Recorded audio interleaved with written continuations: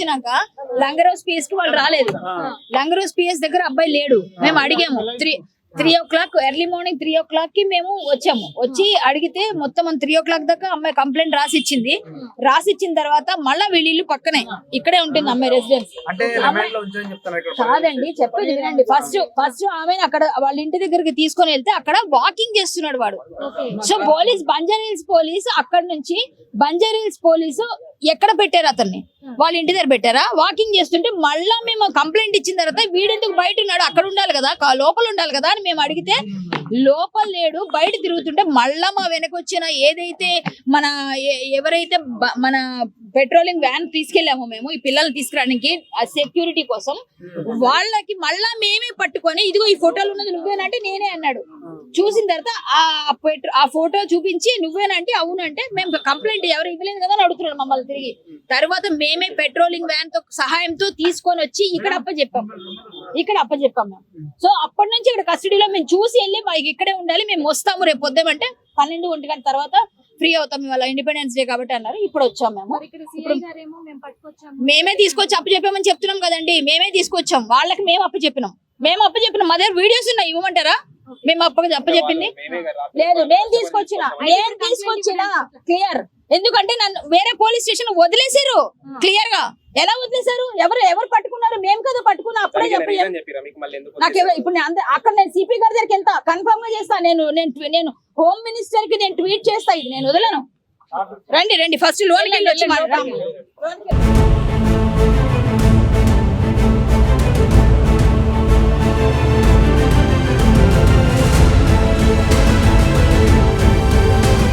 అందరికీ నమస్తే, జై శ్రీరామ్, భారత్ మాతాకి జై. అందరికీ 79వ స్వాతంత్ర దినోత్సవ శుభాకాంక్షలు. ఈ స్వాతంత్ర దినోత్సవం మన భారతీయులుగా గర్విస్తూ ఉంటాం. ఈ భారతీయులుగా గర్విస్తున్న సమయంలోనే ఒక భారతీయురాలికి పాకిస్తానీ యువకుడు ఎలాంటి ట్రాప్ చేశాడు అన్నది కూడా బయటికి రావడం చాలా చాలా బాధాకరమైన విషయం. ఇప్పుడు అతను పాకిస్తానీ అంటే కూడా చాలా మంది కాదని ఉదయం నాకు కాల్ చేసి మీరు రాంగ్ చెప్పారు అన్నారు. ఇదిగోండి ఇక్కడ మా దగ్గర ప్రూఫ్ చూపిస్తున్నాము. ఇతను ఇంతకాలం నుంచి ఎక్కడ ఉన్నాడు, ఏమైనా ఇందులో పాకిస్తానీ ఇంతకు ముందు రిలీజ్ అని ఎక్కడ ఉందంటే దీనిలో ఉంది క్లియర్. మీకు ఇష్టం కావాలంటే మేమంతా ఇందులో ఉంది పాకిస్తాన్ అని. అంటే ఇది లేకుండానే మేము మాట్లాడుతున్నామా? ఆమె అంత క్లియర్ గా ఏం లేకుండా 10 సంవత్సరాలు కాపురం చేసిన వైఫ్ అలా చెప్పదు కదా. ఆమెకి ఏదో డౌట్ వస్తేనే కదా చెప్పింది. సో ఇప్పుడు ఇంకొకటి ఏమిటంటే ఈ ఎఫ్ఐఆర్ చేశారు నిన్న రాత్రి, మళ్ళీ మేము తీసుకొచ్చి చెప్పిన తర్వాత వాళ్ళకు కూడా హెల్ప్ అయింది కాబట్టి వాళ్ళని అట్లానే పెట్టారు. ఇప్పుడు రిమైండ్ చేస్తామంటున్నారు. ఆల్రెడీ కొన్ని సెక్షన్స్ యాడ్ చేశారు.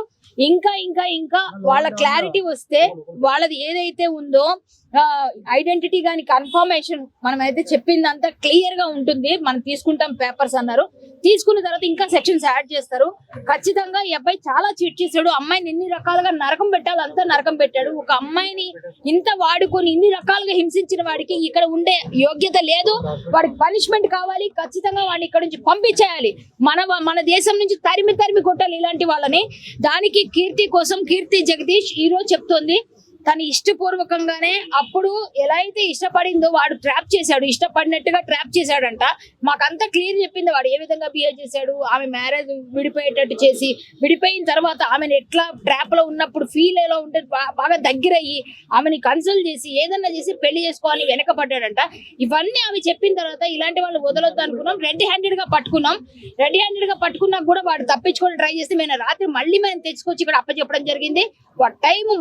మన నిజం చెప్తున్నా, అమ్మాయి జెన్యూనిటీ ఉంది కాబట్టి వాడు నేను మళ్ళీ దొరికిండు. ఈరోజు ఎఫ్ఐఆర్ అయింది, కొంతసేపట్లో రిమాండ్కి వెళ్తాడు. ఇప్పుడు ఆమె ఏ విధంగా చెప్తుందో మీరు అన్ని వినండి. వాడు ఖచ్చితంగా ఇండియాలో ఉండడానికి అర్హుడు కాడు. వాడికి ఖచ్చితంగా గట్టి సెక్షన్స్ రావాలి, శిక్ష పడాలి. శిక్ష పడే వరకు మేమందరం ఫైట్ చేస్తాం, విశాల్ గానీ నేను గాని. అంటే తనకి సిటిజన్షిప్స్ ఉన్నాయి అంటున్నారు. వాడు వస్తే వాడు ముఖాన్ని కొట్టడానికి. అంటే ఒక విషయము వస్తే మొక్కాన కొట్టడానికి అంటున్నారు కదా. ఇప్పుడు రిమాండ్ కి తరలిస్తూ ఉంటారు కదా తనని. ఇప్పుడు అప్పుడు వాడు కుదరదు కదా, వాడు ఇక్కడ నుంచి తీసుకెళ్లేటప్పుడే చేస్తాను. ఒక విషయము మరి తనకి ఎప్పుడైతే వ్యతిరేకంగా మారారో మీరు, మరి ఆ తర్వాత ఇప్పుడు హిందువే కదా మీరు, అవును వ్యతిరేకంగా ఉన్నారు కదా. ఇప్పుడు హిందువుగా ఉన్నప్పుడు మరి బొట్టు ఎందుకు పెట్టుకోవట్లేదు, ఇంకా పురుగులు ఎందుకు తిరుగుతున్నారు? నేను చెప్తాను దానికి. ఇప్పుడు ఆమె ఆల్రెడీ మా ఇంటికి వచ్చినప్పుడు బొట్టు కాటుక మేము అడిగితే కూడా నేను పెట్టిన శుక్రవారం కదా మన ఆడపిల్లలకి ఇస్తాం కదా, ఇచ్చాం.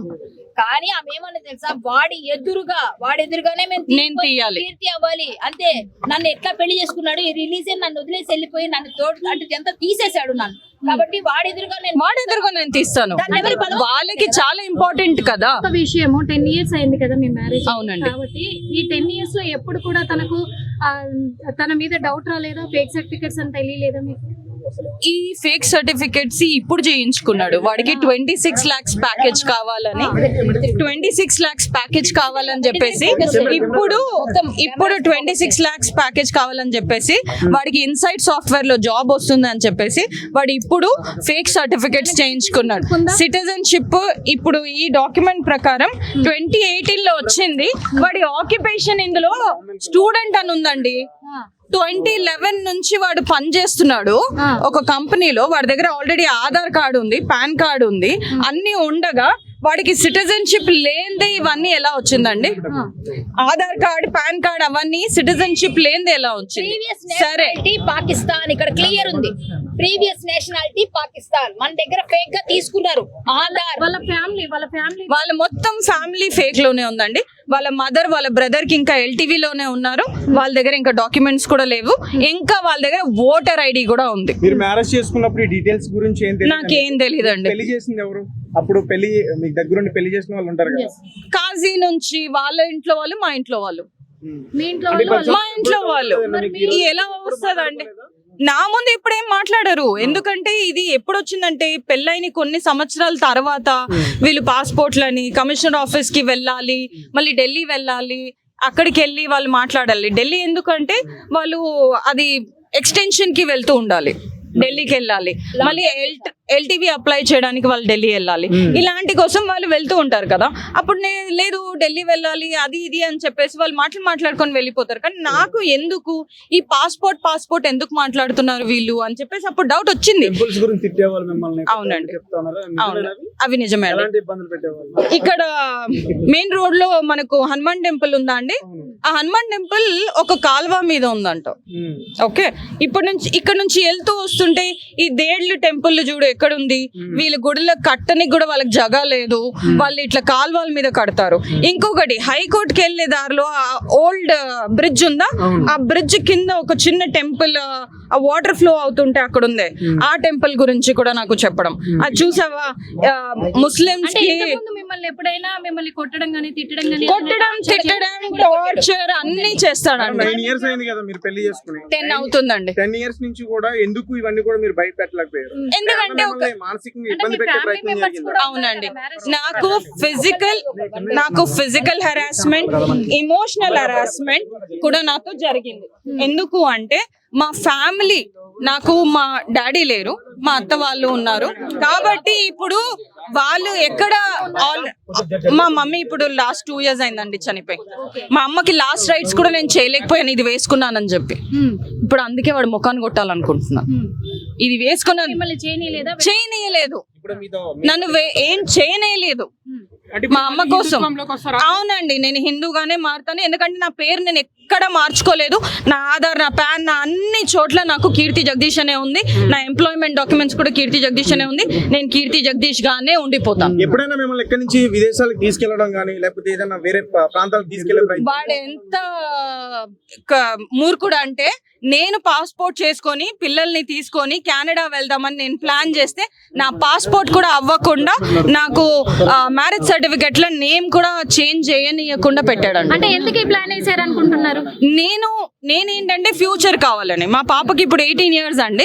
వాళ్ళ ఫ్యూచర్, వాళ్ళు చదువుకుంటారు, వాళ్ళు చేస్తారని చెప్పేసి నేను మా పిల్లల ఫ్యూచర్ కోసం అని నేను చేద్దాం అనుకున్నాను. కానీ వాడు నన్ను అది కూడా చేయనివ్వలేదు. ఫహద్ తో పెళ్లికి ముందు మీకు ఆల్రెడీ విడాకులు అయింది అంటే మీకు మంచి భవిష్యత్తు వస్తుందని అతనితో, లేకపోతే అతని దగ్గర డబ్బులు ఉన్నాయని మీడియాలో వార్తలు వస్తున్నాయి, మరి ఎంత వరకు డబ్బులు ఉన్నాయా?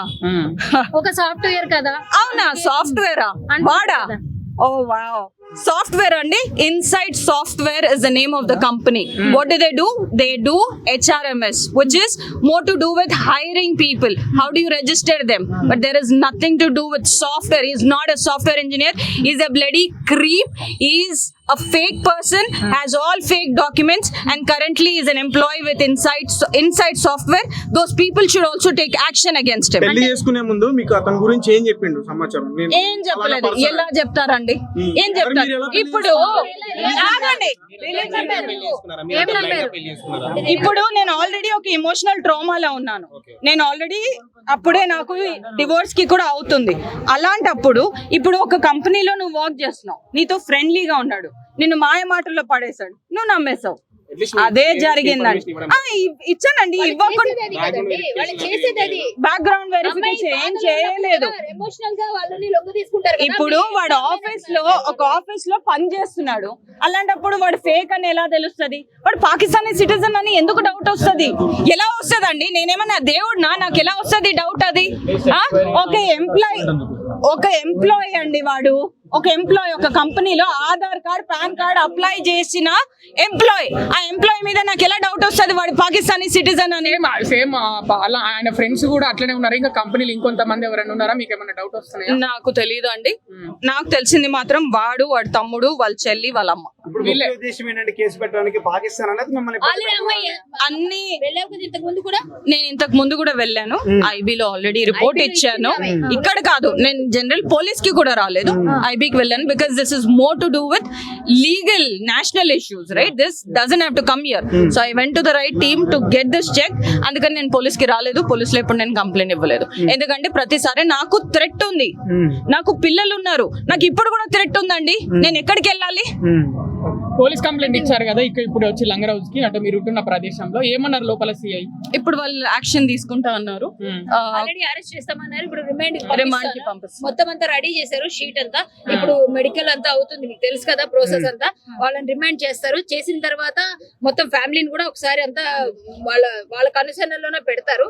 తర్వాత ఇంకా జరిగింది ఏముంది, మొత్తం ఐడెంటిటీలు అన్ని తీసిన తర్వాత ఇంకా కొన్ని సెక్షన్స్ కూడా యాడ్ అవుతాయి. ఇందులో చాలా క్లియర్ గా ఉన్నారండి పోలీస్ వాళ్ళు. మేము కూడా చాలా సీరియస్ గా ఉన్నాము. అంటే ఇక్కడ మెయిన్ అంటే హిందూ సమాజం అందరూ ఆలోచిస్తుంది ఒకటే, ఇప్పుడు ఆమె బుర్కా తీసేసి మళ్ళీ హిందుత్వంలోకి వస్తుందండి. అతనికి అరెస్ట్ అయ్యి అతనికి శిక్ష పడితే మళ్ళీ వస్తారా హిందుత్వంలోకి? అంటే వాడికి అరెస్ట్ ఇప్పుడు ఎలాగైనా అరెస్ట్ అవ్వడమే, వాడికి రిమాండ్ లో తీయడమే. నేను బుర్కా తీయడం ఖచ్చితం. ఇది you can mark my words. నేను ఆల్రెడీ ఇది తీసేశాను. RTV లో నేను ఇంటర్వ్యూ ఇచ్చినప్పుడు నేను ఆల్రెడీ తీసేశాను. వాళ్ళకి నేను బొట్టు పెట్టుకొని కూడా చూపించాను. ఇప్పుడు నేను అదే పని చేస్తాను. కానీ వాడు ఇక్కడ నా ముందు ఉండాలి అది చేసేటప్పుడు. ఎందుకంటే వాడి వల్ల నేను ఇలా వేసుకొని తిరుగుతున్నాను, వాడి వల్ల నేను ఇంత దాకా వచ్చాను, వాడి వల్ల నా కూతురు కూడా బుర్కా వేసుకొని తిరుగుతుంది. ఇప్పుడు వాడి ముందు నేను అదే రిలీజన్ ని పడేస్తాను వాడి ముఖాన. వాడే లేనప్పుడు వాడి రిలీజన్ కూడా నాకు వద్దండి. హిట్ టీవీ యాప్, ఇందులో short news, live news, entertainment shows, movies, digital magazines తో పాటు మీ జిల్లా వార్తలను కూడా ఫ్రీగా చూడొచ్చు. ఇంకెందుకు ఆలస్యం, వెంటనే హిట్ టీవీ యాప్ ని డౌన్లోడ్ చేసుకుని ఫ్రీగా ఎంటర్టైన్మెంట్ పొందండి. Hit TV app. Hit TV app. Please download hit TV app. Hit TV app ని ఫ్రీగా డౌన్లోడ్ చేసుకుని ఎంజాయ్ చేయండి. మీకు నచ్చిన ఎంటర్టైన్మెంట్ కోసం హిట్ టీవీ యాప్ ని ఫ్రీగా డౌన్లోడ్ చేసుకుని ఎంజాయ్ చేయండి. హిట్ టీవీ యాప్ ని డౌన్లోడ్ చేసుకుని ఆస్వాదించండి, ఆశీర్వదించండి. ఇంతమంది సెలబ్రిటీలు హిట్ టీవీ యాప్ ని డౌన్లోడ్ చేసుకోండి అని చెప్తున్నారంటే ఎంత మంచి యాప్ ఆలోచించండి. అమెరికా అమెరికా అమెరికా అమెరికాలో చదవాలనుకునే వాళ్ళకి విశ్వసనీయమైన పేరు మన శౌర్య కన్సల్టెన్సీ. UK లో 1 year masters, UK లో 1 year masters, 2 years work permit up to 5 years visa. Contact Shaurya Consultancy. Contact 89851 89851.